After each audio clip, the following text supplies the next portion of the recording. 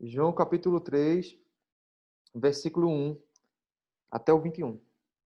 Havia um fariseu chamado Nicodemos, que era líder dos judeus.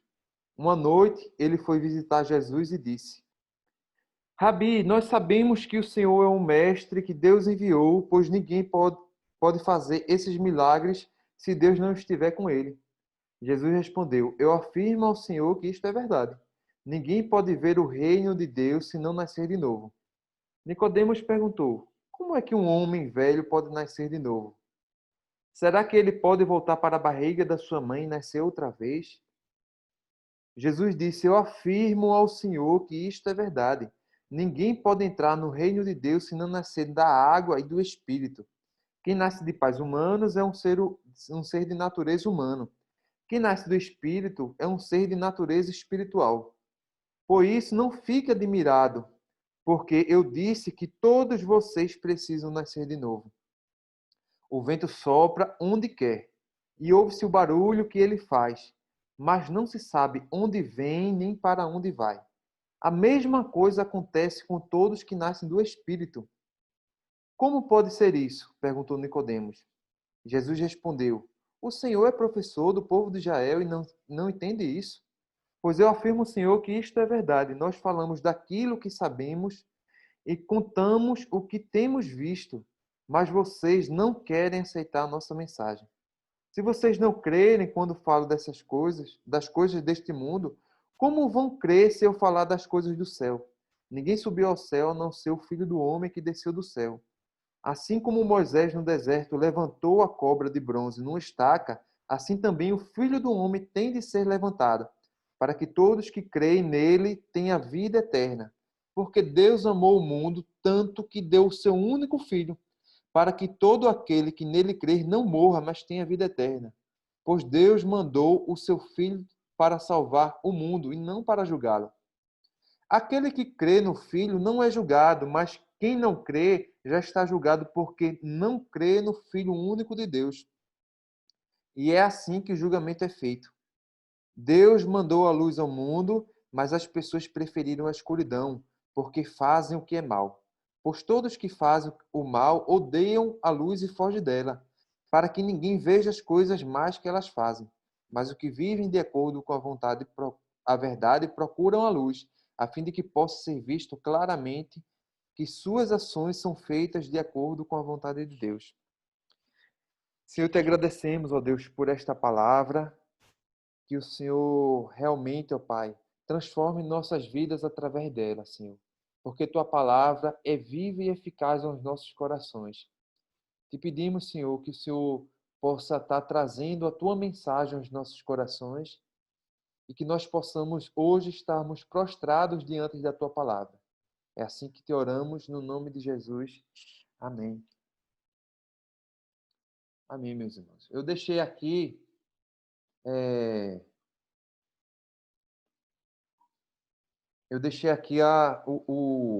o vídeo da gente gravando. Viu, pastor? O senhor estava querendo colocar aqui, mas eu já consegui. Pronto, a gente, como eu estava falando, a gente vai dar uma pequena passeada aqui nessa leitura, que foi uma leitura bem interessante que a gente fez nesse sábado agora. E hoje, enquanto eu estava procurando outra palavra, eu acabei me sentindo motivado a trazer essa mesma mensagem que a gente tinha trabalhado no sábado com a juventude. A história é bem interessante, né? É uma história que a gente já conhece de Nicodemos e Jesus. Nicodemos, ele era um professor de Israel. Ele era como se fosse uma... Ele era uma pessoa muito importante dentro da religião judaica, do judaísmo. E naquela época de Jesus, ele era como se fosse uma autoridade. Então, se a gente pudesse enxergar dessa forma, a gente vai entender bem como foi essa conversa. Por se tratar de uma autoridade, Nicodemos se encontra com Jesus na calada da noite, porque os judeus eles tinham um pouquinho de receio com tudo o que era feito que não estava prescrito na lei. E alguns dos religiosos da época, enxergavam que Jesus estava querendo deturpar a lei, estava querendo, porque não via Jesus como um deles, né? Jesus não era uma pessoa altamente religiosa no sentido de praticar as mesmas práticas da religião deles, né? Quando eu digo isso, não quer dizer que Jesus não era religioso, mas sim que ele não era uma pessoa que praticava do mesmo jeito, ou seja, não era uma pessoa que ficava sempre condenando, procurando a falha dos outros para condenar, não era uma pessoa que ficava querendo se envaidecer em cima da palavra de Deus, que essa era a prática dos religiosos daquela época. Os religiosos daquela época, eles eram corrompidos, eles se corromperam. Aí Nicodemos, ele tem uma experiência diferente. Ele conhece Jesus de alguma forma, não sei como foi que ele conheceu Jesus, mas ele percebeu que Jesus, ele era enviado de Deus. Ele mesmo revela isso para Jesus, logo na introdução, nos primeiros 2 versículos. Na verdade, no versículo 3. Eu afirmo ao Senhor que isso é verdade, ninguém pode. Não, minto. No versículo 2. Rabi, nós sabemos que o Senhor é mestre que Deus enviou, pois ninguém pode fazer esses milagres se Deus não estiver com ele. Então, Nicodemos reconhece a autoridade de Jesus como enviado de Deus. Mas ele vai encontrar com Jesus na calada da noite, que era para as pessoas da época não saber que Nicodemos teve esse encontro, né? Então, ele está fazendo uma coisa meio que escondido das pessoas. Não sei se por medo, se por vergonha, aqui não fica claro, mas a gente sabe que ele foi na calada da noite por algum motivo, porque ele não queria que as pessoas soubessem. Pelo menos isso aí, por ter ido na calada da noite, ele não queria que as pessoas soubessem. Isso aí é claro no texto. Mas o interessante não é só essa questão da introdução. É bom a gente entender, mas o diálogo que Jesus tem com ele é mais interessante ainda. Nicodemos, por ser um grande estudioso, por ser um professor, por ser uma pessoa altamente sábia. Quando essa expressão professor de Israel é uma coisa muito, muito significativa, porque dentro do judaísmo tinha muitos professores e uma pessoa ser considerada o professor de uma nação significava que ele era um grande conhecedor para todos os outros professores. Era como se fosse o professor dos professores. Para a gente hoje, era como se fosse um ministro da educação, digamos assim, fica até mais fácil. Então, era o cara que realmente conhecia do assunto que fala sobre educação. Ou uma pessoa dentro da igreja que tenha uma autoridade muito grande. E na época tinha essa mistura, né? A igreja, a religião fazia parte da política. Mas, enfim, e esse professor dos professores, ele tem uma característica bem interessante. Ele reconheceu que Jesus era enviado de Deus, mas ele queria entender mais sobre isso. Então, quando ele reconhece, quando ele fala abertamente com Jesus, diz: olha, eu reconheço que você tem autoridade. Jesus já dá uma resposta. E parece que essa resposta daí está relacionada com o pensamento de Nicodemos. Jesus diz assim, ó, eu afirmo ao Senhor, e isso é verdade, ninguém pode ver o reino de Deus se não nascer de novo. Ou seja, talvez o interesse de Nicodemos, como professor, como mestre, era ter mais conhecimento. Era a partir de Jesus, através do contato de Jesus, ter mais conhecimento. E talvez o conhecimento dele, especificamente, seja em saber como é que deve ser, como é que se pode conhecer o reino de Deus. Talvez ele queria que Jesus indicasse alguns livros para ele ler, talvez ele queria que Jesus indicasse algumas orações para ele fazer, ou algum tipo de jejum especial para ele fazer. Mas o que aconteceu não foi isso. Jesus não chegou e mandou ele ler alguns materiais, estudar nenhum material. Jesus falou diferente. Jesus disse que ele precisava nascer de novo. E para ele era uma coisa completamente atípica, né? Como é que iria nascer de novo? Uma pessoa que é tão instruída, como é que iria absorver essa questão desse conhecimento de nascer de novo? E é aí que nasce uma das mais lindas histórias. Jesus, quando fala com Nicodemos, essa mensagem ecoa até hoje aos nossos corações. A gente às vezes fica igual a Nicodemos, cercado com preocupações, querendo controlar as coisas com as nossas próprias mãos, querendo ter conhecimento das coisas, dominar as coisas. Eu estou falando não da gente especificamente, mas do ser humano. E nesse tempo de Covid, né, que as pessoas, os cientistas se depararam com a situação inusitada, que foi justamente essa doença. Como é que um simples vírus consegue parar o mundo todo? E eles talvez estão procurando aí, preocupados em saber como é que domina, como é que vai controlar esse vírus, como é que vai criar um remédio, uma solução, uma vacina. E a gente sempre, e é natural do ser humano a gente sempre confiar na gente e querer, através do nosso esforço, do nosso conhecimento, e procurar alguma coisa para a gente, que a gente mesmo produza, que vai conseguir salvar a humanidade. E esse era o pensamento de Nicodemos. E Jesus foi enfático quando disse que o reino de Deus não viria de nenhum tipo de pensamento como ele pensava, nem nenhum estudo, nenhuma preparação como ele tinha se preparado. Mas o reino de Deus significava nascer de novo. Você teria acesso ao reino de Deus após o novo nascimento. Então, interessante é que nesse momento Jesus ele responde a Nicodemos, porque Nicodemos indaga a eles: como é que um velho pode nascer novamente? Aí Jesus disse: você vê o vento, você escuta o som do vento, você sente o vento na pele, mas você não sabe nem de onde vem nem para onde vai. E ele responde assim, ó, isso é no versículo 5.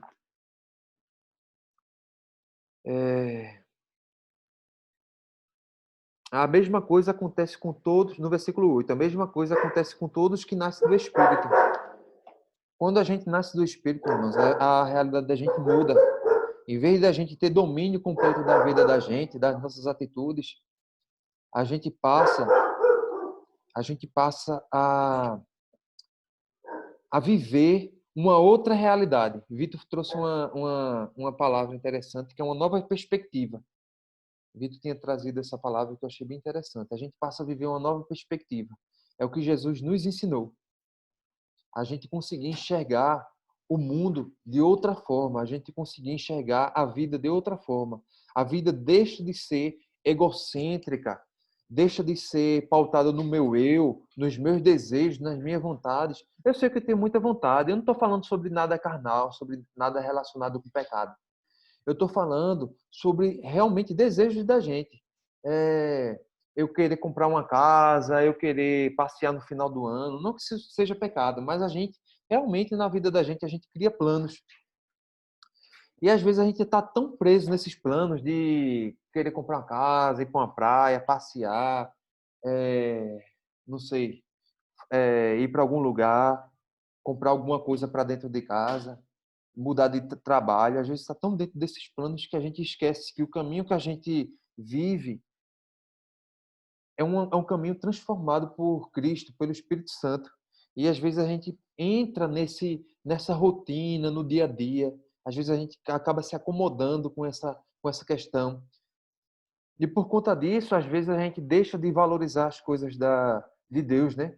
Às vezes a gente acha que um culto é uma coisa que, é mais uma coisa que eu vou fazer essa semana. É como se fosse, não sei, acordar cedo para trabalhar, como se fosse preparar a janta, aí assistir o culto. Ou uma oração. É como se fosse uma coisa corriqueira, uma coisa comum, uma coisa que não faz diferença se eu não fizer. Eu estou falando do culto, mas não só se limita ao culto. Isso está relacionado em toda a nossa vida espiritual. E Nicodemos deparou com essa situação. Nicodemos estava lá querendo aprender de Deus, de Jesus, alguma fórmula que ele que ele pudesse fazer, que ele pudesse executar, se preparar, estudar, para poder conhecer o reino e entender o reino de Deus. E Jesus disse: olha, não é através de nenhuma fórmula, mas é através de um novo nascimento. E esse novo nascimento chegou até nossas vidas. Nós fomos alcançados por Cristo. Nós somos novas criaturas. Mesmo que às vezes a gente não haja, como a gente não venha agir como novas criaturas, mas nós somos novas criaturas. E é preciso a gente entender, e é preciso a gente reconhecer onde a gente está. Qual o nosso papel aqui? Às vezes a gente está tão, né? tão acomodado com o dia a dia da gente, está tão acomodado com a rotina, está tão acomodado com o trabalho, que às vezes a gente deixa isso de lado. Isso é ruim, porque a gente deixa as coisas de Deus como se ela fosse uma coisa banal, como se fosse qualquer outra coisa que acontece em nossas vidas. Eu estava vendo que recentemente muitas pessoas já estão começando a ir para a rua, já estão começando a andar na rua sem máscara, né? As pessoas vão, fazem fila em banco, fazem fila em supermercado, vai na casa de um, vai na casa de outro. E parece que não está vivendo uma pandemia. As pessoas deixam, parece que se acostumaram com essa situação e só está esperando um decreto dizendo, pode andar assim, mas já está todo mundo andando. E isso faz parte da vida da gente. E a gente precisa clamar pelo Espírito Santo. A gente precisa orar mais, a gente precisa buscar mais a Deus, a gente precisa se preparar mais, porque senão a vida da gente vira, a gente fica sem a gente fica sem o fogo, a gente foge do primeiro amor. E a gente precisa voltar ao primeiro amor. A gente precisa ter a chama dentro do coração da gente de procurar ler a Bíblia, de procurar orar. Mesmo quando a gente está sem força, mesmo quando a gente está sem vontade, a gente orar, a gente participar da obra do Senhor, participar dos cultos, participar dos trabalhos que tem na igreja, pregar o evangelho para o irmão, levar a palavra de Deus para alguém, fazer alguma coisa pela obra, porque a vida da gente aqui é só uma passagem. E a gente precisa aprender com esse diálogo que teve com Jesus e Nicodemos. E só para finalizar, meus irmãos, para finalizar, Jesus ele traz uma mensagem muito interessante. Que ele diz assim, olha, assim como Moisés, ele estendeu a serpente, todo mundo sabe da história da serpente, né? Que quando o povo saiu do Egito e estava ainda no deserto, foi atacado por algumas serpentes por terem pecado contra Deus. E Moisés, por pena, né? Pediu para que Deus tivesse misericórdia e Deus disse, olha, beleza, eu vou ter misericórdia do povo, agora você vai ter que fazer isso. Que era o quê? Construir uma serpente de bronze e colocar em cima de uma estaca, de um tronco, e as pessoas que olhassem para essa serpente seriam curadas do veneno das cobras. As pessoas que olhassem para essa estátua dessa serpente de bronze. E Jesus disse isso. Da mesma forma como Moisés levantou, precisa que o Filho do Homem também seja levantado para salvar a humanidade. Aí vem aquela célebre frase, né? Que porque Deus amou o mundo de tal maneira. Aqui, ó. A minha versão é um pouquinho diferente. É João 3,16. Porque Deus amou o mundo tanto que deu seu único filho para que todo aquele que nele crê não morra, mas tenha vida eterna. Essa daqui eu acho que é o versículo que a gente usa para evangelismo, né? O versículo mais comum para evangelismo. Pois Deus amou seu filho para salvar o mundo e não para julgá-lo. Vê que interessante, né? Nascer de novo significa reconhecer que foi através do sacrifício de Cristo na cruz que a gente teve acesso à salvação. Não é por conta de alguma coisa que eu vinha fazer. Então, quando eu tenho uma vida realmente nascida de novo no Espírito Santo, eu tenho uma vida com um desejo, meu coração arde pela obra de Deus. E se eu não tiver hoje com o coração ardendo, não quer dizer que eu perdi a salvação. Mas quer dizer que eu preciso hoje estar renovando, que eu preciso pedir a Deus misericórdia, orar para Ele, para que Ele aqueça o meu coração. Então, se algum momento, durante essa quarentena, porque a gente está distante, né, do prédio da igreja, a gente não está tendo culto presencial, mas se algum momento a gente está sentindo frio por conta disso, vamos orar. E participe dos cultos de orações, que a gente vai orar um pelos outros.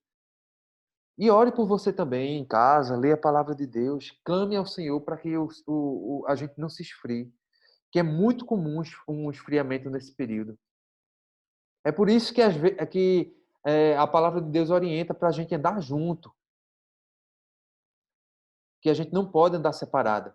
Porque se a gente andar separada, a gente acaba se esfriando. A gente precisa andar junto. A gente precisa realmente ter essa comunhão, mesmo que seja aqui através da tela de um computador, através da tela do celular, mas a gente precisa dessa comunhão. E no final, os últimos versículos, diz assim: aquele que crê no Filho não é julgado, mas quem não crê já está julgado porque não crê no Filho único de Deus. E é assim que o julgamento é feito. Veja só como é que o julgamento é feito. Deus mandou a luz ao mundo, mas as pessoas preferiram a escuridão porque fazem o que é mal.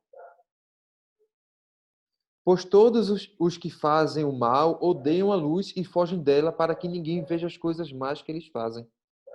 Mas os que vivem de acordo com a vontade, com a verdade, procuram a luz a fim de que possa ser visto claramente que suas ações são feitas de acordo com a vontade de Deus. O próprio Jesus é a luz que foi enviada de Deus ao mundo. Nós temos Jesus como a nossa luz do mundo. E sem ele a gente vive em trevas, em escuridão. E viver em trevas e escuridão não é estar relacionado apenas a sofrimento, mas está relacionado muito mais profundo a pecado. O coração da gente, o coração humano da gente, o desejo que emana da natureza humana da gente é pelo pecado. O pecado ele é um imã que atrai a gente às coisas ruins, às coisas más, às coisas que afastam a gente de Deus. Mas o Espírito de Deus que habita dentro de nós, que purifica a gente de tudo isso. Por isso que é importante a gente sempre estar renovando as nossas forças, renovando esse desejo, pedindo, orando para que Deus tenha misericórdia de nossas vidas e nos aqueça mais uma vez. Porque se a gente esfriar, vai ser difícil. E lá em Apocalipse, até João fala para uma igreja, diz, olha, porque você não é frio nem quente, que é aquela pessoa que está fria, mas vai para a igreja só para ir ou faz uma coisa ou outra, ou acho que está fazendo as coisas de Deus e por conta disso está tudo ok, porque é as atitudes dela que vai levar ela para o céu. Isso por causa de que você não está nem frio nem quente, você está morno, eu vou te vomitar. É assim que Jesus disse. Aquelas pessoas que estão lá, meio cá, precisam ter esse cuidado. E às vezes a gente pode até estar, né? Se Jesus falou essa mensagem lá para o pessoal da carta, não significa que uma pessoa que estiver morno vai diretamente para o inferno. Mas Jesus trouxe uma recomendação, olha, portanto eu espero que vocês se aqueçam novamente. Então para a gente é a mesma coisa, que a gente se aqueça novamente. Então se a gente estiver morno, se a gente estiver frio, vamos pedir para que o Espírito Santo aqueça os nossos corações. Amém, meus irmãos. A gente tem 4 minutos. Vamos fazer a nossa oração e depois a gente abre para a gente conversar um pouquinho. Então, daí de onde vocês estão, e peço para que vocês curvem a cabeça para a gente orar junto. Deus, te agradecemos, ó Pai, pela tua palavra. Te pedimos, ó Deus, que essa tua palavra, Pai, venha realmente trazer transformação de vida a nós, ó Deus. Porque nós precisamos ser transformados cada dia, ó Pai. Nós precisamos ser aquecidos, ó Deus, com a tua palavra. Nós precisamos, Senhor, sentir o desejo, ó Pai, de te buscar. Porque quando nós não sentimos, ó Deus, nós percebemos que algo errado está acontecendo. Que o Senhor tenha misericórdia, Senhor, de nossas vidas. Que o Senhor possa ter tuas mãos estendidas sobre nós, livrando, Senhor, de toda frieza espiritual. Que o Senhor possa aquecer a cada um de nós. Não só nós que estamos aqui neste culto, neste momento, mas todo o teu povo, Senhor, no mundo todo. Tantas pessoas que nesse momento, por não estarem conseguindo participar de cultos presenciais, estão se esfriando, estão se afastando, estão seguindo uma vida longe de Ti, ó Pai. Que o Senhor tenha misericórdia de nossas vidas, que o Senhor possa aquecer os nossos corações. É assim que te oramos, em nome de Jesus. Amém. Amém, irmãos. Os irmãos podem abrir o áudio aí para